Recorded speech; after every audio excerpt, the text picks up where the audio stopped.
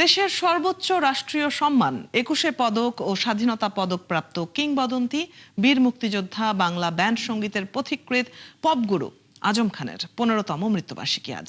বাংলাদেশের ব্যান্ড সঙ্গীতের ইতিহাসে যে কয়েকজন শিল্পীর নাম চিরকাল শ্রদ্ধা, ভালোবাসা এবং গৌরবের সাথে উচ্চারিত হবে, তাদের মধ্যে সর্বাগ্রে রয়েছেন rock and pop Guru Azam Khan.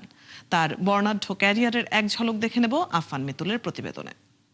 Pop গুরু আজম খান শুধু একজন শিল্পী ছিলেন না, তিনি ছিলেন একটি সাংস্কৃতিক আন্দোলনের প্রতীক, স্বাধীনতা উত্তর বাংলাদেশের তরুণ সমাজের কণ্ঠস্বর এবং বাংলা ব্যান্ড সঙ্গীতের অন্যতম প্রধান স্থপতি। ১৯৫০ সালের ২৮ ফেব্রুয়ারি ঢাকার আজিমপুরে জন্মগ্রহণ করেন আজম খান। কৈশোর থেকেই খেলাধুলা, সংস্কৃতি এবং সঙ্গীত চর্চার প্রতি তার আগ্রহ ছিল প্রবল। ১৯৭১ সালের মহান মুক্তিযুদ্ধ শুরু হলে তিনি অস্ত্র হাতে দেশের স্বাধীনতার জন্য যুদ্ধে ঝাঁপিয়ে পড়েন। তিনি ২ নম্বর সেক্টরের একজন সম্মুখ সমরের মুক্তিযোদ্ধা হিসেবে দেশের স্বাধীনতা অর্জনে গুরুত্বপূর্ণ ভূমিকা পালন করেন। দীর্ঘদিন ক্যান্সারের সঙ্গে লড়াই করার পর ২০১১ সালের ৫ জুন তিনি চলে যান না ফেরার দেশে।